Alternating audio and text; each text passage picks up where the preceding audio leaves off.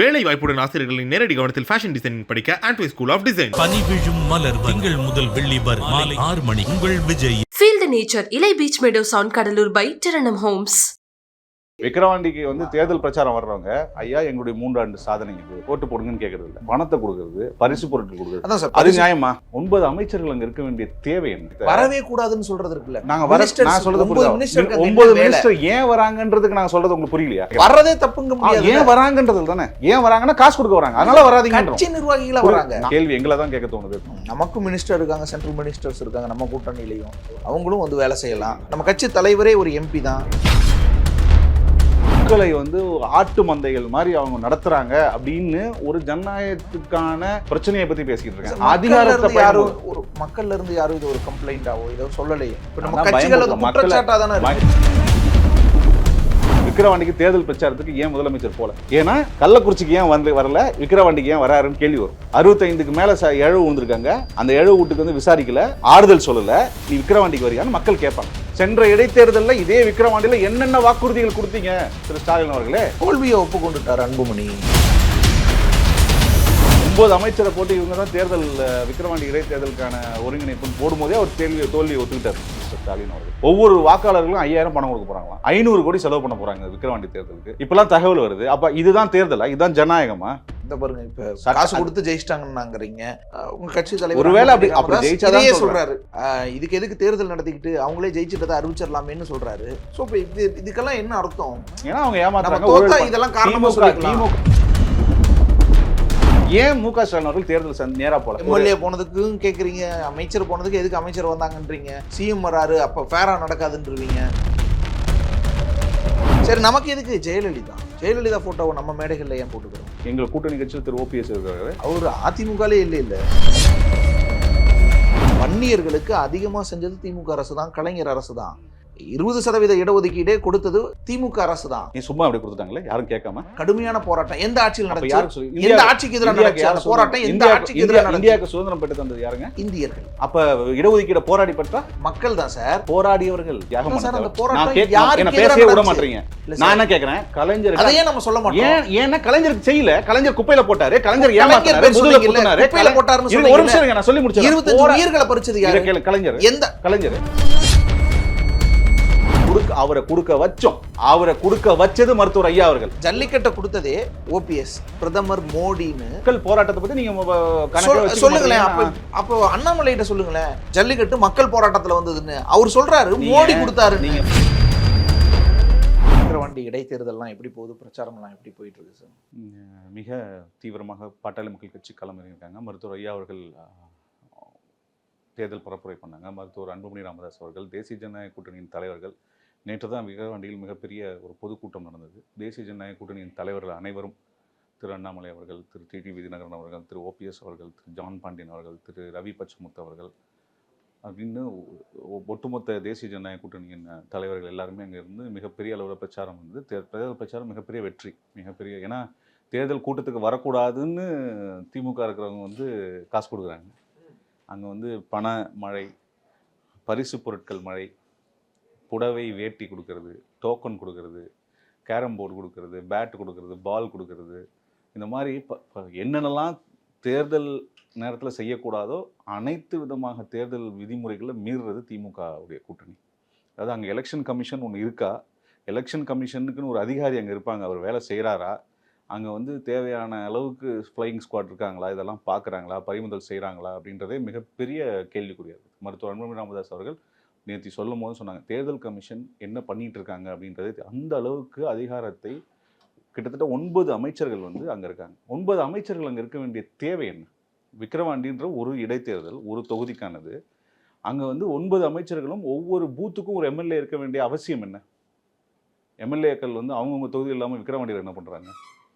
மிகப்பெரிய அளவு அதிகாரத்தை துஷ்மமாக மக்களை பட்டியல் அடைக்கிற மாதிரி அடைச்சி கூட்டு போய் பணம் கொடுக்குறேன்னு சொல்லி சாயந்தரம் வரைக்கும் உட்கார வைக்கிறது, பிரியாணி போடுறது, டீ கொடுக்குறது, எல்லா பரிசு பொருட்கள் கொடுத்து சாயந்தரமாக காசு கொடுத்தாங்க. அதையும் மீறி பாட்டாளி மக்கள் கட்சி அவங்க அந்த பரிசு பொருட்கள் கொடுக்குறத தடுத்து, அவங்க அந்த பட்டியல் அடக்கிறத தடுத்து மக்கள் தன்னிச்சையாகவே வெளியே வந்துடுறாங்க. என்ன இவ்வளோ தூரம் உட்கார வச்சுருக்கீங்க, வெயிலில் உட்கார வைக்கிறீங்க, இவ்வளோ தூரம் எங்களை கொண்டு போய் ஆடு மாடு மாதிரி வைக்கிறீங்கன்னு சொல்லி கோவப்பட்டு பல பிரச்சனைகள் நடந்தது. வழக்கு தொடுத்துருக்கோம். மிகப்பெரிய அளவில் ஒரு பெரிய வழக்கு தொடுக்கவும் இருக்கும். கண்டிப்பாக வந்து இந்த அதிகார துஷ்பிரயோகம் திமுக திரு ஸ்டாலின் அவர்கள் தலைமையிலான இந்த ஆட்சி விக்கிரவாண்டி தேர்தலை அது வந்து என்னன்னு தெரியல, அவங்களுக்கு வந்து அவங்களுடைய 3 ஆண்டு கால ஆட்சியுடைய நம்பாமல் பணத்தையும் பரிசு பொருட்களையும் மக்களை பயன்படுத்துகிறாங்க. இப்போ ஒரு ஊராட்சியில் எப்படி பயன்படுத்துகிறாங்கன்னா, இந்த ஊராட்சியிலேருந்து ஓட்டு வரலைன்னா உங்களுக்கு தேவையான சாலை வசதி செய்ய மாட்டோம், உங்களுக்கு தேவையான தண்ணீர் கொடுக்குறாங்கல்ல, இந்த நிறைய ஜல்ஜீவன் ஸ்கீமில் வரும், அதை நாங்கள் உங்களுக்கு தர மாட்டோம், உங்களுக்கு வந்து 100 நாள் வேலை வாய்ப்பு கொடுக்க மாட்டோம், உங்களுக்கு இந்த 1000 ரூபா வருது இல்லை இந்த உரிமை தொகை, அதை வந்து அடுத்த மாதத்துலேருந்து நாங்கள் கட் பண்ணிடுவோம், இப்படின்னு ஓப்பனாக பொதுவெளியிலே மிரட்டுறாங்க. இந்த அளவுக்கு ஒரு அதிகார துஷ்பிரயோகம் இங்கே நடக்குது. ஆணவத்திலையும் அதிகார திமிர்லையும் நம்ம எப்படியாவது ஜெயிச்சிடலான்ற வேலையை பண்ணுறாங்க. பட் மக்களை நாங்கள் வந்து தெரு தெருவாக வீதி வீதியாக ஒவ்வொரு தனிநபராக சொல்லி மக்களுக்கு புரிய வச்சு இந்த விக்கிரவாண்டி தேர்தலில் ஏன் பாட்டாளி மக்கள் கட்சி ஜெயிக்க வேண்டும், ஏன் வந்து அது திமுகவுக்கு ஒரு மிகப்பெரிய பாடத்தை புகட்ட வேண்டும் என்று மக்களை எல்லாத்தையும் சந்தித்து நாங்கள் எங்களுடைய தேசிய ஜனநாயக கூட்டணிகளுக்கு அனைத்து தொண்டர்கள் நிர்வாகிகளும் தீவிரமாக கண்டுட்டு இருக்காங்க.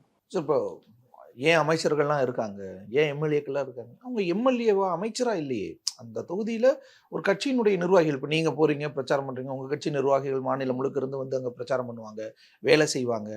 ஏன் நீங்கள் அந்த ஊருக்காரர் தானே, நீங்கள் எங்கே போனீங்கன்னு கேட்க முடியாதுல்ல. கட்சி நிர்வாகிகள் இடைத்தேர்தல் எல்லா கட்சியும் 9 அமைச்சர்களும் 130 எம்எல்ஏக்கள் போகும்போது நம்மளும் அதுக்கான எதிர்வினை ஆட்ட வேண்டியது இருக்குல்ல. முதல்ல அவங்க தானே வராங்க, அவங்க கட்சிக்காக வராங்க. நிர்வாகிகள் விழுப்புரம் மாவட்டம் விக்கிரவாண்டி தொகுதிக்கு உட்பட்ட அல்லது மாநில நிர்வாகிகள் வந்தால் பரவாயில்ல. ராமநாதபுரம் மாவட்டத்திலேருந்து இதுக்கு மாவட்ட செயலர் வந்து எங்கள் கிரிக்கெட் பேட்டு கேரம் போர்டு இதெல்லாம் கொடுக்குறாரு. சார் ராமநாதபுரம் மாவட்ட செயலாளர் ஒரு இடைத்தேர்தல் நடக்குது. நம்ம மாவட்ட செயலாளர்கள் யாருமே தருமபுரி மாவட்ட செயலாளர் வந்து இதை நம்புறாங்க, நியாயம் நேர்மை அப்படி இல்ல. நான் சொல்றேன் கட்சி நீங்க சொல்றதை பத்தி நியாயம்னா இருக்கட்டுமே, உங்களோட ஒப்பீனியன் அதுவா இருக்கட்டுமே. நாங்க என்ன சொல்றோம்னா தேர்தல் நியாயமா நடக்கணும், நேர்மையா நடக்கணும், பரிசு பொருட்கள் கொடுக்காம. இப்ப அது ஓகே, விக்கிரவாண்டிக்கு வந்து தேர்தல் பிரச்சாரம் வர்றவங்க ஐயா எங்களுடைய 3 ஆண்டு சாதனை இது, ஓட்டு போடுங்கன்னு கேட்கறது இல்ல, பணத்தை கொடுக்கறது, பரிசு பொருட்கள் கொடுக்கறது, அது நியாயமா? பரிசு பொருள் கொடுக்கறது நியாயம் கிடையாது. நாங்க ஏன் அமைச்சராக இருக்க கூடாதுன்னு சொல்றோம்னா, அமைச்சர்கள் அங்க பணம் செலவு பண்றாங்க, பணத்தை அள்ளி இறக்குறாங்க, பணத்தை கொடுத்து பயமுறுத்துறாங்கன்ற அந்த பார்த்து தான் நம்ம. அது உண்மையா இருந்துச்சுன்னா கேண்டிடேட்டை தகுதி நீக்கம் செய்யப்படலாம், இல்ல தேர்தலை நிறுத்தப்படலாம். ஆர்கே நகர்ல நிறுத்தப்படும். இது வரைக்கும் எங்க எந்தெந்த இடத்துல நடந்தது? ஆர்கே நகர்ல நிறுத்தப்படும். இடைத்தேர்தலே ஒரு தடவை தள்ளி வச்சாங்க, ஞாபகம் இருக்குன்னு நினைக்கிறேன். சோ வேலிடான கம்ப்ளைண்ட்ஸ், வேலிடான ஆதாரத்தோட நம்ம போய் வேலிடான ஆதாரம் உங்களுக்கு வீடியோஸ் வரல, உங்களுக்கு நாங்க இத போய் கொடுக்காம இருக்கோமா? அதனால தான் தேர்தல் ஆணையம் 2016 தேர்தல்ல தேர்தல் ஆணையம் 2019ல வேலூர் தொகுதி தேர்தலை நிறுத்தி வச்சாங்க. தேர்தல் ஆணையம் வேலை செய்தா தான் நாங்க கேக்குறோமே. தேர்தல் அதிகாரி அங்க வேலை செய்யல, தேர்தல் அதிகாரி அங்க நேர்ல வந்து சந்திக்கவே முடியல. தேர்தல் ஆணையர்களை எங்களுடைய டெல்லியில சந்திக்கலாமே, இங்க தான் வேலைக்காகல. சரி, நீங்க வந்து பண்றவங்களை கேட்க மாட்டீங்க. இல்ல சார், ஏன் நீங்க இல்ல சார்லாம் இல்ல, நீங்க வந்து அதிகாரத்தை துஷ்பிரயோகம் பண்றவங்களுக்கு கேள்வி கேட்பீங்களா? இல்ல இந்த மாதிரிலாம் நடக்குது, அநியாயம் நடக்குது பொதுவெளியில மக்கள்கிட்ட காணி நாங்க எங்களுடைய நாங்க வந்து சட்டப்பூர்வமா பண்றோம், நாங்க அந்த சத்யபிரதா சாஹூ அவர்களை சந்தித்து வழக்கம் கொடுக்க போறோம், அது கம்ப்ளைண்ட் கொடுக்க போறோம். அதுல இல்ல, நாம பேச வேண்டியது என்னன்னா, நீங்க ஏன் அதை செய்யலாம், அவங்க ஏன் அதை செய்யறாங்கன்னு பேசணும். ஒரு ஆரோக்கியமான ஜனநாயகத்தை வரவே கூடாதுன்னு சொல்றது இருக்குல்ல. நாங்க நான் சொல்றது 9 மினிஸ்டர் ஏன் வராங்கன்றதுக்கு நாங்க சொல்றது உங்களுக்கு புரியலையா? அது புரியுது, அதைத்தான் நான் கேட்கிறேன். வரதே தப்புங்க முடியாது, ஏன் வராங்கன்றது தானே. ஏன் வராங்கன்னா காசு கொடுக்க வராங்க, அதனால வராதீங்க. கட்சி நிர்வாகிகளா வராங்க. நாங்க கட்சி நிர்வாகியா வர்றதா நீங்க சொல்லிக்கிறீங்க. அவங்க கட்சி நிர்வாகியா வரல, அவங்க வந்து ஒரு அவங்க ஒரு மினிஸ்டர், விழுப்புரம் மாவட்டத்தை விட்டு வெளியே வந்தா ஒரு மினிஸ்டர், விக்கிரவாண்டிக்குள்ள வந்தா ஒரு மினிஸ்டர் இல்ல அப்படின்னு சொல்லிக்கிறாங்களே வழிய, அங்க எந்த அதிகாரி பயப்படாம இருப்பாங்க? யார் பயப்படாம? எந்த இடைத்தேர்தலில் இப்படி மினிஸ்டர்ஸ் வந்து பிரச்சாரம் பண்ணாம இருந்தாங்க? சரி, காசு கொடுக்கறத பேசுறோம், அதான் திருப்பி நீங்க விவாதத்தை வேற இடத்துக்கு கொண்டு போறீங்க. காசு கொடுக்கறதையும், பரிசு பொருட்கள் கொடுக்கறதையும், வேட்டி சேலை கொடுக்கறதையும், விளையாட்டு பொருட்களை பசங்களை கொடுத்து ஏமாத்துறதையும் இதை பேசணும். நான் அந்த பாயிண்ட சொல்றது உங்களுக்கு அதுல இருந்து டைவர்ட் பண்ணனும்னா நான் டைவர்ட் பண்ணிக்கலாம். இல்ல சார், நீங்க இதையும் சொன்னீங்க, அதனால அதையும் நான் ஒன்னு சொல்றேன். ஏன் அவர்கள் வருகிறார்கள் அப்படின்னு கேள்விக்கு பின்னால என்ன இருக்குன்னா, அவர்கள் வந்தால் இவ்வளவு அதிகாரத்தை மீறுகிறார்கள், அந்த அந்த தேர்தல் விதிமுறைகளை மீறுறாங்க, அதுவும் ஓப்பன் டே லைட்ல மீறுறாங்க. அந்த டோக்கன் கொடுத்தவங்கள போய் நாங்க போய் பாட்டாளி மக்கள் கட்சியின் மாவட்ட நிர்வாகிகள் போய் கேட்கும் போது அவர்களை வந்து அடிக்கிறாங்க. அப்ப அதிகாரத்தையும் வன்முறையும் கையாண்டி தேர்தலை வெற்றி பெறலான்னு பாக்குறாங்க, பணத்தையும் வன்முறையும் பயன்படுத்தி தேர்தலை வெற்றி பெறலான்னு பாக்குறாங்க. ஒவ்வொரு வாக்காளர்களும் 5000 பணம் கொடுக்க போறாங்களாம், 500 கோடி செலவு பண்ண போறாங்க விக்கிரவாண்டி தேர்தலுக்கு. இப்பெல்லாம் தகவல் வருது. அப்ப இதுதான் தேர்தலா? இதுதான் ஜனநாயகமா? இதுதான் திராவிட மாடலா? இதுதான் பெரியார் சொன்னாரா? இதுதான் அண்ணா சொன்னாரா? அதுதான் முக்கியமான கேள்வியாக இருக்கணும். வட்டியில் அடைச்சு நீங்கள் 200 ரூபா 300 ரூபா 500 ரூபா கொடுக்குறீங்க, 1000 ரூபாவும் கொடுக்குறீங்க, சாராயம் வாங்கி கொடுக்குறீங்க, பிரியாணி வாங்கி கொடுக்குறீங்க. அதுதானே இங்கே பிரச்சனை. 9 அமைச்சர்களும் அத்தனை எம்எல்ஏக்களும் அங்கே வரக்கூடாதுன்னு சொல்றது எதுக்கு? இதெல்லாம் மற்ற தேர்தல் அதிகாரிகள் போகும்போது எம்எல்ஏ பேசுறாங்க, எம்பி பேசுறேன்னா அவங்களுக்கு ஒரு பயம் இருக்கும். நமக்கும் மினிஸ்டர் இருக்காங்க, சென்ட்ரல் மினிஸ்டர்ஸ் இருக்காங்க நம்ம கூட்டணியிலையும், அவங்களும் வந்து வேலை செய்யலாம். நீங்க உங்களுக்கு நியாயமா பட்டுதுன்னா அப்புறம் என்ன பண்ண முடியும்? உங்களுக்கு நியாயமா படுது அது இல்ல கேள்வி எங்களை தான் கேட்க தோணுது. சென்ட்ரல் மினிஸ்டர்ஸ் இருக்காங்க, நம்ம கட்சி தலைவரே ஒரு எம்பி தான். எங்க நாங்க சொல்றது இப்ப நாங்க பிரச்சாரம் பண்ணும்போது நாங்க பணம் கொடுக்கலங்க, பணம் கொடுக்கறவங்கள சொல்றோம். உங்களுக்கு அது புரியுதானே? அந்த பணம் கொடுக்கறவங்களை, நீங்க பரிசு பொருட்கள் கொடுக்கறவங்கள, இன்னைக்கு ஆட்சி தமிழ்நாட்டில் யார் இருக்கா? நீங்க ஆட்சி அதிகாரத்தில் இருக்கிறவங்களை பத்தி பேசும்போது நீங்க எதிர்கட்சியா இருக்கிறவங்களை பத்தி பேசுறீங்க. உங்களுடைய பார்வைக்கு நாங்க விளங்க வைக்கிறதுக்கு நாங்க இவ்வளவு முயற்சி. அதாவது ஒரு தவறு நடக்குது, அதிகாரத்தை மீறி சட்ட விதிகளை மீறி இவர்கள் சில மோசமான தவறுகளை இழைக்கிறாங்க. இது ஜனநாயகத்திற்கு விரோதமானது, மக்களை வந்து ஆட்டு மந்தைகள் மாதிரி அவங்க நடத்துறாங்க அப்படின்னு ஒரு ஜனநாயகத்துக்கான பிரச்சனையை பத்தி பேசிட்டு இருக்காங்க. அதிகாரத்தை யாரும் ஒரு மக்கள்ல இருந்து யாரும் இது ஒரு கம்ப்ளைண்டாவோ ஏதோ சொல்லலையே.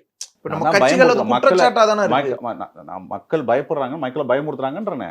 உங்களுக்கு 100 ரூபா 1000 ரூபா பெண்களுக்கு வந்து உரிமை தொகைன்னு சொல்லி கொடுக்குறாங்களா? அது கொடுக்க மாட்டோன்றாங்க.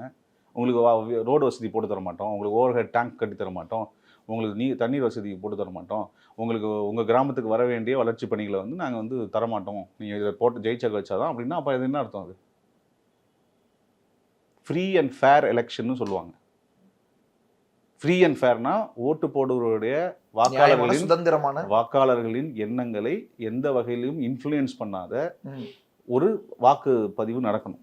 ஆனால் இங்கே உங்கள் கொள்கையை சொல்லி பண்ணலாம், உங்களுடைய ஆட்சியின் சாதனைகளை சொல்லி பண்ணலாம். அதை விட்டுட்டு நீங்கள் ஏன்னா உங்கள் ஆட்சி சாதனை சொல்கிறதுக்கு ஒன்றும் இல்லை. மு.க. ஸ்டாலின் அவர்களுக்கு விக்கிரவாண்டி போகிறது கூட தைரியம் இல்லை, போக மாட்டார். நீங்கள் ஒன்றா பாருங்கள், விக்கிரவாண்டிக்கு தேர்தல் பிரச்சாரத்துக்கு ஏன் முதலமைச்சர் போல? ஏன்னா கள்ளக்குறிச்சிக்கு ஏன் வரல, விக்கிரவாண்டிக்கு ஏன் வராருன்னு கேள்வி வரும்.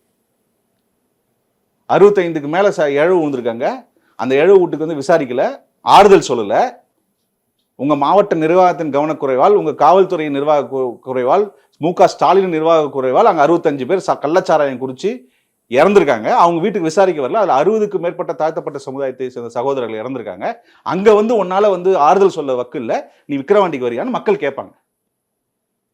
போன விக்கிரவாண்டி இடைத்தேர்தலுக்கு வந்து இடஒதுக்கீடு வாங்கி தரேன், நாங்கள் வந்து 15% கொடுக்குறேன்னு சொன்னீங்களே, இந்த தடவை எந்த முகத்தோட வரீங்கன்னு ஸ்டாலினை பார்த்து கேட்பார்கள் மக்கள். அந்த கேள்விக்கு பயந்து ஸ்டாலின் வரல. தேர்தல் பிரச்சாரத்துக்கு ஏன் போல? திமுகவுடைய செய்தி தொடர்பாளர் கேளுங்க, திமுகவுடைய அதிகாரப்பூர்வ செய்தி தொடர்பாளர் கேளுங்க, ஏன் ஸ்டாலின் அவர்கள் வந்து முதலமைச்சர் வந்து விக்கிரவாண்டி தேர்தல் பிரச்சாரத்துக்கு போல? பயம், மக்களை பார்த்து பயம். ஏன்னா காசை நம்பி காசு கொடுத்து கூட ஓட்டு வாங்கிடலாம். ஆனால் மக்களுடைய கேள்வி கணைகளையும் மக்களுடைய கேள்விகளை எதிர்பார்க்க ஸ்டாலின் அவர்களுக்கு திராணி இருக்கிறதா? சென்ற இடைத்தேர்தலில் இதே விக்கிரவாண்டியில் என்னென்ன வாக்குறுதிகள் கொடுத்தீங்க திரு ஸ்டாலின் அவர்களே? 4 ஆண்டுகள் 5 ஆண்டுகள் ஆயிடுச்சு இந்த வாக்குறுதி கொடுத்து. இப்போ என்ன ஆயிடுச்சு? ஆட்சி அதிகாரத்துக்கே வந்துட்டீங்க. அன்னைக்கு கூட நீங்க வாக்குறுதி கொடுக்கும்போது எதிர்கட்சி தலைவர், இன்னைக்கு ஆட்சி அதிகாரம் உங்க கையில் இருக்குது. இடஒதுக்கீடு கொடுக்குற நீங்களே 15% எங்க கொடுத்தீங்க? அவர் கொடுக்குறேன்னு சொல்லி வாக்குறுதி கொடுத்து பிரச்சாரம் பண்ணும் போது வேற ஒரு தொலைக்காட்சியில இருந்து நீங்க தான் செய்தி வாசிச்சீங்க. அது உங்களுக்கே தெரியும். அது செய்தி வாசிப்பாளராக நீங்க தான் வாசிச்சீங்க. திரு ஸ்டாலின் அவர்கள் என்ன வாக்குறுதி கொடுத்தாருன்னு கேட்கணும்ல. இன்னைக்கு கேட்பாங்களா மக்கள்? அந்த கேள்விக்கு பயந்து ஓடி ஒளிந்து வீடியோல பிரச்சாரம் பண்ணிட்டு உட்கார்ந்திருக்காங்க. மக்களை சந்திக்க தைரியம் இல்லை. எப்படி சந்திக்கிறாங்கன்னா, எம்எல்ஏக்களையும் அமைச்சர்களையும் விட்டு நீங்க காசு கொடுத்து ஓட்டு வாங்கிடுங்க. அமைச்சர் ஸ்டாலின் நம்புவது காசையும் பணத்தையும் வச்சு பயம்புறுத்தி ஓட்ட வாங்கலாம் நம்புறாரு. பணத்தையும் அதிகாரத்தையும் வன்முறையும் பயன்படுத்தி ஓட்டு வாங்கி விக்கிரவாண்டியில் ஜெயிக்கலாம்னு நினைக்கிறாரு. அதை நாங்கள் முடிந்த அளவு தடுப்போம். கண்டிப்பா பாட்டாளி மக்கள் கட்சி ஜெயிக்கும். அந்த தேசிய ஜனநாயக கூட்டணி வந்து தக்க பாடத்தை விக்கிரவாண்டி மக்களுடன் சேர்ந்து இந்த ஆட்சிக்கும் இந்த ஆட்சியின் முதலமைச்சருக்கும் இவர்களுடைய அணுகுமுறைக்கும் மிகப்பெரிய பாடத்தை கற்பிப்போம். கண்டிப்பா கற்பிப்போம். ஏடிஎம்கே நீங்க சொன்ன இந்த குற்றச்சாட்டுகள்லாம் முன்னாடியே சொல்லி ஃபேரா நடக்காது, ஃப்ரீயா நடக்காது, முறைகேடுகள் நடக்கும், அவங்க வந்து அதிகார துஷ்பிரயோகங்கள் செய்வாங்க, நேர்மையா இருக்க மாட்டாங்க, காசு கொடுப்பாங்க, பரிசு பொருட்கள் கொடுப்பாங்க, அதான் ஓவராலா இந்த இடைத்தேர்தலை வந்து நியாயமா நடத்த மாட்டாங்க, அதனால போட்டியிடலைன்னு சொன்னாங்க.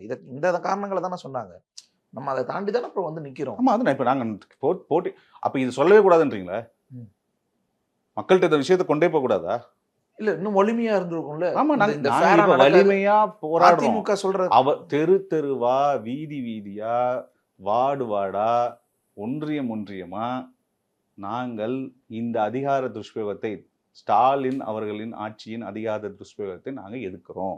தோல்வியை ஒப்புக்கொண்டுட்டார் அன்புமணி.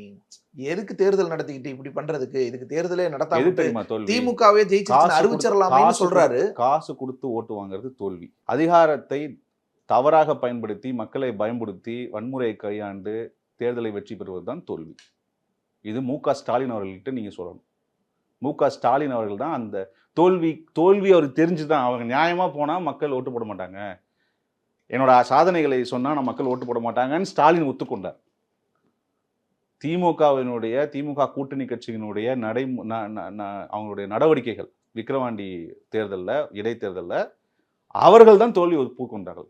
பணம் இல்லாமல் வருஷம் 500 கோடி செலவு பண்ணி ஜெகத்ரட்சன் அவர்களும், ஏவா வேலு அவர்களும், நேரு அவர்களும், எத்தனை அமைச்சர், 9 அமைச்சரை போட்டு இவங்க தான் தேர்தல் விக்கிரவாண்டி இடைத்தேர்தலுக்கான ஒருங்கிணைப்புன்னு போடும்போதே அவர் தோல்வியை ஒத்துக்கிட்டார் மிஸ்டர் ஸ்டாலின் அவர்கள்.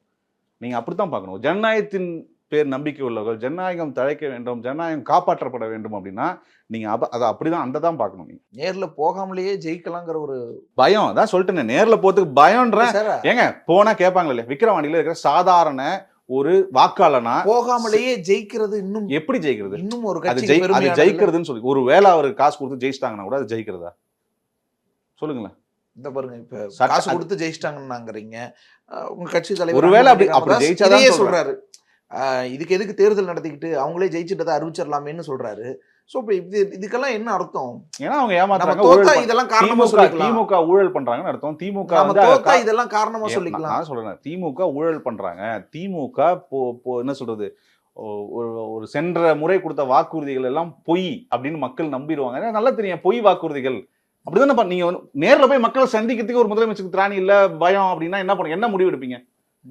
ஏன் மு.க. ஸ்டாலின் அவர்கள் தேர்தல் நேரா போல? என்ன காரணம் இருக்கும்? தேவையே இல்ல. தேவை இருக்கு. மக்கள்கிட்ட போய் என்னோட ஆட்சி, நான் 3 ஆண்டு ஆட்சி செஞ்சிருக்கேன், இந்த சட்டமன்ற தேர்தல் ஒரு எம்எல்ஏ போனதுக்கும் கேக்குறீங்க, அமைச்சர் போனதுக்கு எதுக்கு அமைச்சர் வந்தாங்கன்றீங்க, சிஎம் வராரு அப்ப ஃபேரா நடக்காதுன்றீங்க. நான் உங்களுக்கு புரியுதா எதுக்காக எம்எல்ஏ வராது தவறுன்னு சொல்றோம், எதுக்காக அமைச்சர் வர சொல்றாங்கன்னா அவர்கள் பண்ணுகிற அட்டூழியங்கள், அவர்கள் விதி மீறல்களை சொல்றோம். அவர்கள் வந்தாருன்னா இன்னும் ஆட்சி நிர்வாகம் அங்க பிரச்சாரம் பண்ணும்போது ஒரு கேள்வி வருமா இல்லையா? சென்ற ஆண்டு இதே விக்கிரவாண்டி பிரச்சாரம் பண்ணட்டும், அவரு பயந்து போய் பண்றாரு. அவர் தான் நேர்ல வந்து அவர் கேள்வி. நமக்கு எதுக்கு ஜெயலலிதா போட்டோவை நம்ம மேடைகள்ல ஏன் போட்டுக்கிறோம்? ஏன் எங்க கூட்டணி கட்சியில் திரு ஓபிஎஸ் இருக்காரு, அவர் அந்த இயக்கத்தை சார்ந்தவர், அவர் அதனால போட்டிருக்காங்க. இதுல என்ன புரியலையா உங்களுக்கு? அவர் அதிமுகலே இல்ல எங்க திமுக காரங்க வெக்கமே இல்லாம எங்க வன்னியர் செங்கல் மறைந்த தலைவர் திரு காடுவெட்டியார் அவருடைய படத்தை போட்டு பிரச்சாரம் பண்றாங்க. அதை கேட்கறதுக்கு ஒரு திராணி இல்ல. அதே மாதிரி அதிமுக இருக்கிறவங்க இங்க இருக்காங்க, கேட்கறதுக்கு ஒரு இதுவே இல்லையா உங்களுக்கு? கடைசி வரைக்கும் யாருக்காக இருந்தார் திரு காடுவெட்டியார் அவர்கள்? இது உங்களுக்கு தெரியல. அவங்க தன்னுடைய, அதாவது சாதி வெறியர்கள், சாதி இவங்க அப்படின்னு சொன்ன திரு உதயநிதி ஸ்டாலின் போய் அங்க மாலை போட்டு அங்க இது பண்ணி அதெல்லாம் கேள்வி கேட்க மாட்டீங்க. ஏயா உங்களோட கொள்கை என்ன, உங்களுடைய கோட்பாடு என்னென்னலாம் பேசுனீங்க? சரி, அப்படி பேசிட்டு அப்படியே உல்டாவா மாறுறீங்களே திருப்பி ஓட்டுக்காகவோ என்ன அப்படின்னா என்ன, அதெல்லாம் அவங்க கேட்க மாட்டாங்க. ஜெயலலிதா அப்படி கிடையாது. எங்க கூட்டணியில நான் உங்களுக்கு சொல்லிட்டேன், நீங்க உடனே உங்களுக்கு நான் லாஜிக்கலா பதில் சொல்லிட்டேன். உங்களுக்கு லாஜிக் அப்படிதான் படுதுன்னா அதுக்கு நான் என்ன பண்ணுவேன்? அது உங்களோட புரிதலோட. அது இன்னொரு பக்கம் அதிமுக வாக்காளர்கள் எங்களுக்கு வாக்களிக்கணும்னு கேட்டுட்டு இருக்கீங்க. இதுல என்ன இருக்குது? இன்னைக்கு திமுக இங்க போட்டி போடுது. அதிமுக தொண்டர்கள் திமுகவை தீய சக்தி என்பார்கள். புரட்சி தலைவர் எம்ஜிஆர் இருக்கட்டும், இல்ல செல்வி ஜெயலலிதா அவர்களா இருக்கட்டும், அவங்க என்ன சொல்லுவாங்க? திமுக திருவாரூர் தீய சக்தியின் கட்சின்னு சொல்லுவாங்க. அப்ப அந்த கட்சிக்காக ஓட்டு போடுவாங்களா? அந்த கட்சியை யார் ஜெயிக்க முடியும்? கட்சி புறக்கணிப்பு செஞ்சிருச்சு. தொண்டர்கள் யாருக்கு ஓட்டு போடுவாங்க? தொண்டர்கள் புறக்கணிக்க மாட்டாங்க. தொண்டர்கள் திமுக ஜெயிக்க கூடாதுன்னு ஓட்டு போடுவாங்க. திமுக ஜெயிக்க கூடாதுன்னா திமுக அவங்க நல்லா தெரியும். அங்க பாட்டாளி மக்கள் கட்சி மாம்பழம் மிக பலம் சாய்ந்த ஒரு சின்னம், பலம் வாய்ந்த இயக்கம். பலம் வாய்ந்த இயக்கம். யார் ஜெயிக்க முடியும்னு தெரியும் உங்களுக்கு? ஏன் நாம் தமிழர்? நான் யார் ஜெயிக்க முடியும்னு சொல்லிட்டேன். உங்களுக்கு நீங்க எத்தனையோ இயக்கத்தை சொல்லுங்க. அங்க இண்டிபெண்டன்ட் கூட 2-3 பேர் இருக்காங்க, அவங்களையும் சொல்லுங்களேன். உங்களுக்கு நீங்க சொல்லலாம், நீங்க சொல்ல வேண்டிய அங்கீகாரம் வாங்கிட்டாங்க. அவங்க எது வேணா வாங்கட்டுங்க. Seats should be converted, vote should be converted into seats. இது 8% அடிப்படை. 8%க்கு மேல ஓட்டு வாங்கிட்டாங்க சார். சீட்டா கன்வெர்ட் ஆகணும். அப்பதான் அவங்களுக்கு சொல்ல முடியும். பெர்சன்டேஜ் எவ்வளவு வேணா வாங்கலாம். சீட்டா ஒன்றிய கவுன்சில் ஆகல, ஊராட்சி மன்ற தலைவர் ஆகல, எதுவும் வார்டு மெம்பர் ஆகல அப்படின்ற போதெல்லாம் நீங்க வந்து பெர்சன்டேஜ் பாமக தனியா நிக்கும்போது வாங்கின வாக்கு சதவீதத்தை விட நாம் தமிழர் கட்சி 3% கூடுதலா வாங்கியிருக்காங்க. கேளுங்களேன். பாட்டாளி மக்கள் கட்சி விக்கிரவாண்டி தேர்தல்ல பலமான தனியா நிற்கும் போது 42,000 ஓட்டு வாங்கணும். தனியாக நிற்கும் போது அங்கே மற்ற இயக்கங்கள் எவ்வளோ வாங்குச்சுன்னு பார்த்துங்க. பாட்டாளி மக்கள் கட்சி திமுக அதிமுக நிற்கும் போது பாட்டாளி மக்கள் கட்சி 42,000, 10,000 தான் அதிமுக கூட, 20,000 தான் திமுக கூட. அது யார் பலம்னு உங்களுக்கு தெரியும். அதை நீங்கள் ஏற்றுக்காம போகலாம். அது உங்களுடைய தனி மனித வெறுப்புகளுக்கு உள்ளது. ஆனால் நாங்கள் சொல்றது என்னன்னா, அங்கே அதிமுக தொண்டர்கள் தீவிரமாக அவர்கள் திமுக தோற்க வேண்டும், திமுக தோற்கடிக்க வேண்டும் என வாக்களிப்பார்கள். அவர்கள் நேராக யாருக்கு போடுவாங்க? இந்த திமுகவை தோற்கடிக்க சக்தி வாய்ந்த இயக்கம் இங்க அந்த பகுதியில் இந்த தேர்தல் யார் இருக்காங்கன்னா பாட்டாளி மக்கள் கட்சி. அந்த சின்னம் என்னன்னா மாம்பழ சின்னம். அதனால மாம்பழத்துக்கு ஓட்டு போடுவாங்க. ஸோ இப்போ போட்டிங்கிறது திமுக வெர்சஸ் பாமகவா தான் இருக்கு. திமுக வெர்சஸ் பாமக தான் அங்க போட்டியே. இருமுனை போட்டி தான். அந்த போட்டியில அதிமுக தொண்டர்கள், திமுக தொண்டர்கள், இந்த ஆட்சி பாடம் கற்பிக்க வேண்டும் என்ற வாக்காளர்கள், பொது வாக்காளர்கள் எல்லாருமே என்ன சொல்லுவாங்கன்னா, அவங்க இப்ப திமுகவை அங்க தோக்கடிச்சு ஒரு பாடம் கற்பிக்கணும். இந்த திமுகவுடைய ஆணவத்தை, இந்த திமுகவுடைய அதிகார துஷ்பிரயோகத்தை, இந்த திமுகவை பொய் வாக்குறுதிகள் கொடுத்து மக்களை ஏமாற்றியதற்கு ஒரு பாடம் கற்பிக்க வேண்டும். அதை கற்பிக்க வேண்டியது ஒரு நல்ல வாய்ப்பு விக்கிரவாண்டி இடைத்தேர்தல். அப்ப இந்த திமுகவுக்கு வாக்களிக்காமல் அவர்கள் தோக்கடித்தால் ஸ்டாலின் அவர்களுக்கு கொஞ்சமாவது நிதர்சனமான உண்மை என்ன, மக்கள் நம்மளை தோக்கடிச்சிருவாங்க, நான் மக்களை ஏமாற்றக்கூடாது, மக்கள்கிட்ட பொய் பிரச்சாரம் பண்ணக்கூடாது, மக்கள்கிட்ட சொன்ன வாக்குறுதிகளை நான் நடத்தணும், நிறைவேற்றணுன்ற ஒரு பாடம் கற்றுப்பார். அந்த பாடத்தை திரு மு க ஸ்டாலின் அவர்கள் கற்றுக் கொடுக்க வேண்டும் என்றால் விக்கிரவாண்டியில திமுக தோற்கடிக்கப்பட வேண்டும். தோற்றால்தான் அவர்கள் உண்மையான நிலைக்கு வருவாங்க சார். ஓகே, சீமானு இதையே சொல்றாரு. சொல்லிட்டு உரிமையோட கேக்குறாரு, தேமுதிக வந்து எனக்கு வாக்களிக்கணும், அதிமுக எனக்கு புரியல. இல்ல சார், நான் உங்களுக்காக பிரச்சாரம் நீங்க உங்களுடைய வார்த்தை ஜாலங்கள் நீங்க எப்படி வேணா போட்டுக்கோங்க. நான் திருப்பி தெளிவா சொல்லிட்டேன். எல்லாரும் மக்களை செய்து உரிமையா தான் கேட்பாங்க. அது என்ன ஒருத்தர் உரிமை கேட்பாரு, இன்னொருத்தர் உரிமை இல்லாம கேட்பாங்க. அவர் வந்து நாங்க யாரு கூடயும் கூட்டணி இல்லைன்னு ஊரெல்லாம் பேசுறாரு. இப்ப கூட்டணி பத்தி பேசுறாரு, அதை பத்தி கேட்கணும். நீங்க நான் கேட்கறது என்னன்னா, மக்கள்கிட்ட போய் அணுகும் போது மக்கள் எல்லா மக்களையும் உரிமையா தான் கேட்பாங்க. எல்லாரும் உரிமையா தான் கேட்கறாங்க. நீங்க உங்களுடைய வார்த்தை ஜாலங்கள் எல்லாரும் உரிமையா தான் கேட்கறோம் ஓட்டு. அது நீங்க பேசும்போதே என்னமோ மத்தவங்க சரியா கேட்கல, இவங்க தான் எதுக்கு? அது எல்லாரும் உரிமையா தான் கேட்பாங்க. ஒரு வாக்காளர் வந்து வாக்காளருக்கான மரியாதையை நான் பாட்டாளி மக்கள் கட்சி கண்டிப்பா கொடுக்குது, தேசிய ஜனநாயக கட்சி கொடுக்குறாங்க. வாக்காளர்களை மதிக்காம இருக்கிற திமுக வாக்காளர்களை 200 ரூபாய்க்கும் 300 ரூபாய்க்கும் 500 ரூபாய்க்கும் இன்னும் 5000 கொடுக்க போறாங்க. ஒரு ஆகுது வேட்டியும் சேலையும் கேரம் போர்டும் ஃபுட்பாலும் இதெல்லாம் கொடுத்தா வாக்காளர் வாங்குவாங்க. வாக்காளரை மதிக்காததுன்னா என்னது? அந்த வாக்காளர்களின் வாக்கை காசு கொடுத்து வாங்குறதா மதிக்காத தன்மை, வாக்காளர்களை இழிவுபடுத்துவது. இப்ப வாக்காளிகள் எப்படி தெரியுமா இந்த மாதிரி ஆளுங்களை இழிவுபடுத்தணும்? கொடுக்கறத வாங்கிக்கிட்டோம், இல்ல வாங்காம போட்டு, அதை பத்தி பிரச்சனை இல்லை. ஓட்டை வந்து அவங்களுக்கு எதிர்ப்பா போட்டு நீங்க எவ்வளவு எங்களை வந்து நீங்க பொய் வாக்குறுதி சொல்லி இத்தனை வருஷம் ஏமாத்தனீங்க. எங்களுக்கு ஒரு விக்கிரவாண்டியில வந்து நீங்க இந்த கல்லூரி கொண்டு வருவோம்னு சொன்னீங்க, விக்கிரவாண்டியில வந்து ஒரு பள்ளிகள் நாங்க வந்து திறப்போம்னு சொன்னீங்க, விக்கிரவாண்டியில வந்து நாங்க தொழிற்சாலை கொண்டு வருவோம்னு சொன்னீங்க. போன தேர்தலில் என்னத்தை கொண்டு வந்தீங்க? என்ன செஞ்சீங்க? பக்கத்து மாவட்டத்துல கள்ளசாராயம் ஓடுது, எல்லா கிராமத்திலயும் வந்து விதவைகள் அதிகமா இருக்காங்க, எல்லா கிராமத்திலயும் வந்து இளைஞர்கள் வந்து குடியாலையும் போதையாலையும் இறந்துட்டு இருக்காங்க, வேலை வாய்ப்பு இல்ல, 100 நாள் வேலை சரியா நடக்கிறது இல்ல, எல்லாருக்கும் 1000 ரூபாய் கொடுக்குறீங்க, பாதி பேருக்கு உங்க கட்சிக்காரங்களுக்கு தான் கொடுக்குறீங்க, மத்தவங்களுக்கு எல்லாம் யாரும் கொடுக்க மாட்டீங்க அப்படின்ற மக்கள் கேட்பாங்கல்ல. விவசாய கடனை ரத்து பண்றேன்னு சொல்லி நீங்க எங்க ஓட்டை வாங்கினீங்க. 10.5% இடஒதுக்கீடுக்கு பதிலாக 15 வாங்கி தருவேன் நாங்க உங்களுக்கு அப்படின்னு சொல்லி ஓட்ட வாங்கினீங்க. நீங்க வந்து நகை கடனை தள்ளுபடி சொல்றேன்னு சொல்லி எங்க ஓட்ட வாங்கினீங்க. நீங்க வந்து கல்வி கடனை ரத்து பண்ணுவீங்க, எங்க ஓட்ட வாங்கினீங்க. மாசத்துக்கு ஒரு தடவை எலக்ட்ரிசிட்டி பில் மாத்துவோம், 2 மாசத்துக்கு கட்ட தேவையில்லைன்னு சொல்லி ஓட்டு வாங்கினீங்க. பத்திர கட்டணம் வந்து இன்க்ரீஸ் பண்ண மாட்டோம், நாங்க குறைப்போம்னு சொல்லி ஓட்டு வாங்கினீங்க. அப்ப இதெல்லாம் கூட இதையும் பார்ப்பாங்கல்ல.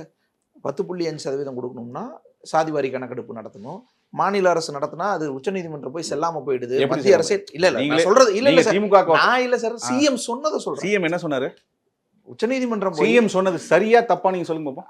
சார், சிஎம் சொன்னது தவறா சரியான ஊடகம் நடந்தது, ரத்து ஆனதா இல்லையா? பீகார்ல நடந்தது எதனால ரத்து ஆனது சொல்லுங்க பாப்போம். ஒரு ஊடகவியலாளரா இந்த ஊடகத்தில் நானே கேள்வி கேட்கிறேன் உங்களை. ஒரு 2 நிமிஷம் இப்படி மாறிக்கலாம். ம். பீகார்ல நடத்தப்பட்ட சாதிவாரி மக்கள் தொகை கணக்கெடுப்புன்ற அந்த ப்ராசஸ் ரத்தாகப்பட்டதா, அந்த ப்ராசஸை பேஸ் பண்ணி ரிசர்வேஷனை அடிக்குவேட்டா கொடுக்காம ப்ரொபோர்ஷனேட்டா கொடுத்ததுனாலையும் 50% மீறி கொடுத்ததுனால ரத்தாச்சா? 50% மீறி கொடுத்தனால ஆமா, நாங்க இங்க 69 மீற சொல்றோம். 69% கொடுத்து நம்ம நான் கேள்வி கேட்ட நீங்க வாங்கி பதில் சொல்லிருங்க. ஏன்னா மக்களுக்கு தெளிவா புரியும். ஏன்னா நீங்க என்ன சொல்லிட்டீங்கன்னா நீங்க வந்து திமுக பேசுற மாதிரி ஒரு சில பேசுங்க, ஆகிடக்கூடாது. நீங்க ஒரு நடுநிலையான ஊடகங்களால மக்களுக்கு தெரியணும்ல, அதுக்காக கேட்கிறேன். சாதிவாரி மக்கள் தொகை கணக்கெடுப்பை மாநில அரசு நடத்தக்கூடாதுன்னு ரத்து பண்ணலங்க, பண்ணல. மத்திய அரசு அப்ப வச்ச வாதம் அவங்களுக்கு அந்த உரிமையே இல்ல, நான் தான் செய்யணும். உச்சநீதிமன்றம் என்ன சொல்லிருச்சு? உச்சநீதிமன்றம் சொல்லிச்சு, section 3 of statistical act of India 2008, the collection of statistics act 2008 படி மாநில அரசு சாதிவாரி மக்கள் தொகை மட்டும் இல்லை, any kind of data can be collected by the state government, central government cannot interfere இருக்கு. ஓகேங்களா? ஆள் தலைய கணக்கெடுக்கிறது சென்சஸ், ஸ்டாட்டிஸ்டிக்ஸ் சர்வே எடுக்கிறது ஸ்டேட். இதை நாங்கள் பல தடவை சொல்லிட்டோம். இது உங்களுக்கு கேட்டோம். உச்சநீதிமன்றமோ உயர்நீதிமன்றமோ அதை தடுக்கல. இப்போ பாட்னா உயர்நீதிமன்றமும் சாதிவாரி மக்கள் தொகை கணக்கெடுப்பது தடுக்கல, ஸ்டே பண்ணல. அவங்க ஸ்டே பண்ணது என்னன்னா, உங்கள் மாநிலத்தில் ஏற்கனவே நடைமுறையில் இருந்த 50% நீங்க மீறிட்டீங்க.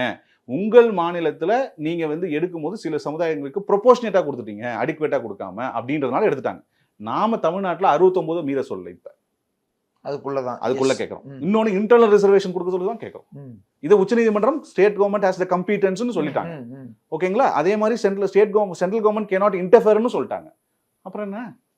இப்ப சொல்லுங்க, ஸ்டாலின் அவர்களும் ரகுபதி லா சட்ட அமைச்சர் அவர்களும் போக்குவரத்துறை அமைச்சர் திரு சிவசங்கர் அவர்களும் சட்டமன்றத்தில் பொய் சொன்னாங்களா இல்லையா? பொய் சொன்னாங்களா இல்லையா? சொல்லுங்க. நம்ம சட்டமன்றத்தில் 5 எம்எல்ஏ பொய் சொன்னாங்களா? நாங்க அதை எதிர்த்தோமே. வெளியில அங்க மட்டும் எதிர்க்கல, வெளியில எதிர்த்தோம். இப்ப நீங்க சொல்ல வேண்டியது அதை விட்டுருங்க. உங்க ஊடகவியலாளரா திரு தேவேந்திரன் அவர்கள் அவங்க பொய் சொன்னா கேட்கிறேன். இல்ல நீங்க பொய் சொல்றதா சொல்ல வேணாம். அவர்கள் என்ன நடந்ததுன்றது நியாயமா சொல்லுங்க. உச்சநீதிமன்றம் மாநில அரசு எடுக்க முடியாதுன்னு சொல்லியிருக்காங்களா? சார், மாநில அரசு எடுக்க கூடாதுன்னு உச்சநீதிமன்றம் தடை விதிருக்காங்களா?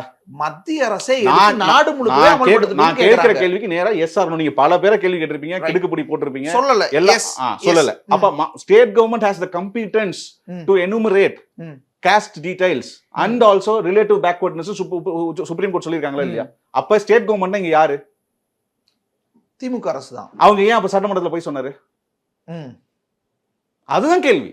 நாம சொல்ல வேண்டியது ஏன் சட்டமன்றத்துல அவங்க கேக்குறது மத்திய அரசு எடுக்கட்டும், நாடு முழுக்கவே அமல்படுத்துறாங்க. நான் கேக்குறேன், கூட்டணி அதை ஒத்துக்க மாட்டேங்குது. உங்க கூட்டணியின் தலைமை அதை ஏற்க மாட்டேங்குது. அந்த கூட்டணி ஏன் மக்கள் ஒரு விஷயத்தை திருப்பி நீங்க திசை திருப்போனா, ஏன் சொல்றது திசை திருப்புற மாதிரி ஆயிடும். நாம் கேட்பது மாநில அரசு நடைமுறையில் இருக்கிற இடஒதுக்கீடை பத்தி, மத்திய அரசுடைய இடஒதுக்கீடு பத்தி நம்ம பேசவே இல்லை. நாம மாநில அரசு தற்போது தமிழ்நாட்டில் நடைமுறையில் இருக்கிற இடஒதுக்கீட்டு கொள்கைன்னு ஒண்ணு இருக்கு. அதுலதான் நம்ம மாற்றி அமைக்க கேட்கிறோம். Right sir. மாநில அரசில் டெபுட்டி கலெக்டர், மாநில அரசுல டிஎஸ்பி, மாநில அரசுல வந்து நீங்க ரெக்ரூட்மெண்ட் தமிழ்நாட்டில் நடக்கிறத பத்தி தான் பேசுறோம். இங்க என்னன்னா மிக தெளிவா நம்ம சொல்லிட்டு இருக்கோம். திருப்பி என்ன பண்றாங்கன்னா மக்களை குழப்பறதுக்கு அவங்க சொல்றது மக்களை போற்றை இங்க மாத்தி சிவசங்கர் தெளிவா சொல்றாரு. வன்னியர்களுக்கு சிவசங்கர் தெளிவா சொல்லலன்னு சொல்லிட்டேன். நீங்க திருப்பி உங்களுடைய கேள்வியால சிவசங்கருடைய என்ன சொன்னார், சிவசங்கர் சொன்னது தெளிவா இல்லையான்னு ஃபர்ஸ்ட் பேசிடுவோம். ஃபர்ஸ்ட் அவர் தெளிவா சொன்னாரான்னு ஃபர்ஸ்ட் ஏன்னா உங்களோட கேள்வி எப்படி தெரியுமா ஆரம்பிக்குது? சிவசங்கர் அவர்கள் தெளிவாக சொன்னார். நீங்க அதுக்கு ஒரு அட்ஜெக்டிவ் நீங்க சொல்லல, அவர் சொல்றேன்னு பொய் சொல்றாருன்ற தெளிவா பொய் சொல்றாரு. நீங்க ஃபர்ஸ்ட் இல்ல அவர் தெளிவா சொன்னாரால இருந்து முடிவுக்கு வருவோம். அவர் என்ன சொன்னாரு, அவர் என்ன தெளிவா சொன்னாரு கிடையாது, அவர் என்ன சொன்னாருன்னு சொல்லுங்க. அதுக்கப்புறம் தெளிவுன்னு நீங்களா நீங்க அங்கீகாரம் பண்ணாதீங்க. முடிங்க. நான் அதுக்கு முன்னாடி ஒரு விஷயம் உங்கள்ட்ட கோரிக்கை வச்சிருக்கேன். நீங்களா ஒரு அட்ஜெக்டிவ்ஸ் யூஸ் பண்ணி தெளிவாக நியாயமாக அப்படின்ற ஒரு வார்த்தை நீங்க யூஸ் பண்ணாதீங்க. எதுக்குன்னு புரிஞ்சுங்க. ஃபர்ஸ்ட் நீங்க சொல்லுங்க. தெளிவா பேசிட்டு இருக்கீங்க. இதை நான் ஏத்துக்கிறேன்ல, அந்த மாதிரிதான் அவங்க தெளிவா பேசுனாங்க. என்ன பேசுனாங்க அதை சொல்லுங்க. தெளிவா இல்லையா அப்புறம் நான் சொல்றேன். அவ்வளவுதான். அது எஸ், வன்னியர்களுக்கு அதிகமா செஞ்சது திமுக அரசு தான், கலைஞர் அரசு தான். 20% இடஒதுக்கீடே கொடுத்தது திமுக அரசு தான். நீ சும்மா அப்படி கொடுத்துட்டாங்களே, யாரும் கேட்காம கடுமையான போராட்டம் எந்த ஆட்சியில் நடந்துச்சு? எந்த ஆட்சிக்கு எதிரான போராட்டம்? எந்த ஆட்சிக்கு எதிரான? இந்தியாவுக்கு சுதந்திரம் பெற்று தந்தது யாருங்க? இந்தியாவுக்கு சுதந்திரம் பெற்று தந்தது யாருங்க? இந்தியர்கள். அப்ப இடஒதுக்கீடு போராடி பெற்றா? மக்கள் தான் சார். போராடி பெற்றா? போராடியவர்கள். மக்கள் தான் சார். மக்கள் தான். போராடியவர்களுக்கு நீங்க அந்த உரிமையை கொடுங்க, அந்த அங்கீகாரத்தை கொடுங்க. நாங்க கேட்கறது என்னன்னா, நீங்க சொல்லும் போது பேசும்போது கலைஞர் அவர்கள் 1969 முதலமைச்சரானார். சட்டநாதன் ஆணையம்னு ஒரு ஆணையம் அமைத்து இடஒதுக்கீடுக்காக ஒரு அறிக்கையை கொடுத்தாங்க. குப்பையில போட்டாரு. அவர் செய்யலையே. அவர் செஞ்சிருந்தா போராட்டம் தேவையில்லை, 21 உயிர்கள் தியாகம் பண்ண பேசவே விட மாட்டீங்க. நான் என்ன கேக்குறேன், கலைஞர் அதையே நம்ம சொல்ல மாட்டோம். ஏன்னா கலைஞருக்கு செய்யல, கலைஞர் குப்பையில போட்டாரு, கலைஞர் ஏமாத்தினாரு, குப்பையில போட்டாருன்னு சொல்லுங்க. ஒரு நிமிஷம் நான் சொல்லி முடிச்சேன். 25 உயிர்களை பறிச்சது யாரு? கலைஞர். எந்த கலைஞர்? அதுக்கப்புறம் தான் போராட்டம் நடக்கும்போது 21 களத்துல போனது வந்து அதிமுக அரசு, அப்ப உள்ள அதிமுக அரசு. 69 கொடுத்திருந்தா, 69 சட்டநாதன் ஆணையம் கொடுத்திருந்தா, போராடி துப்பாக்கி சூடு நடத்தி நான் அது நீங்க 1987 சொல்றீங்க, நான் கேட்கறது 1969 கேட்கறேன். சட்டநாதன் ஆணையம் 1970 கொடுத்தாங்க. ஏன் அப்ப இம்ப்ளிமெண்ட் பண்ணல? அப்ப யார் ஆட்சியில் இருந்தா? முதலமைச்சரா இருந்தா? அடுத்த ஒரு 4 வருஷத்துக்கு அவர் ஆட்சியில் இருந்தாரு. நான் கேட்கறது சிவசங்கர் தெளிவு. சிவசங்கருக்கு என்ன 1970 ஏன்பா சட்டநாதன் ஆணையத்தை ரெக்கமெண்டேஷன்ஸை இம்ப்ளிமெண்ட் பண்ணலன்னு கருணாநிதியை கேட்கறது திராணி இருந்தா? அவர் அப்பாவுக்கு இருந்ததா? ஏன் கேட்க மாட்டாரு? கலைஞர் வந்து எந்த இடஒதுக்கீடு வந்து போராட்டம் இல்லாம கொடுத்துட்டாரு? நாங்க வந்து பெரியாரின் வழி வந்தவர்கள், பெரியாரின் கைப்பிடித்து வந்தோம், பெரியாரின் பாடம் கற்று வந்தோம்னு மேடையா பேசினாங்கல்ல. எந்த இடஒதுக்கீட மனசாட்சியை தொட்டு சொல்லுங்க. இன்னைக்கு இருக்கிற இளைஞர்களுக்கு எல்லாருக்கும் தெரியணும், திமுகவுடைய கடந்த கால முதலமைச்சர்கள் அண்ணாவா இருக்கட்டும், கலைஞரா இருக்கட்டும், யார் இடஒதுக்கீட எங்களுடைய கொள்கை என எந்தவித போராட்டமும் இல்லாமல், உயிரிழப்பு இல்லாமல், வழக்குகள் இல்லாமல் நாங்க கொடுக்கிறோம்னு எப்ப கொடுத்திருக்காங்க? ஒரே இதுக்கு பதில் சொல்லிட்டு சொல்லுங்க சார், எப்ப கொடுத்திருக்காரு? நீங்க சொல்ற லாஜிக்ல பாத்தீங்கன்னா நான் கேக்குறது நீங்க பதில் ஒரு கேள்வி என்கிட்ட எழுப்புறீங்க. நான் என்ன கேக்குறேன்னா, நீங்க சொல்லும் போது என்ன சொல்றீங்க? அவர்தான் கொடுத்தாரு, அவர் கொடுக்கல. சிவசங்கர் அப்படி சொல்றாரு. அவர் கொடுக்க, அததான் சிவசங்கர் தான் சொல்றாரு. அவரை கொடுக்க வச்சோம். அவரை கொடுக்க வச்சது மருத்துவர் ஐயா அவர்கள். ஜல்லிக்கட்டை கொடுத்ததே OPS, பிரதமர் மோடின்னு பாஜக தலைவர்கள் சொல்றாங்க. இந்த லாஜிக் சார்.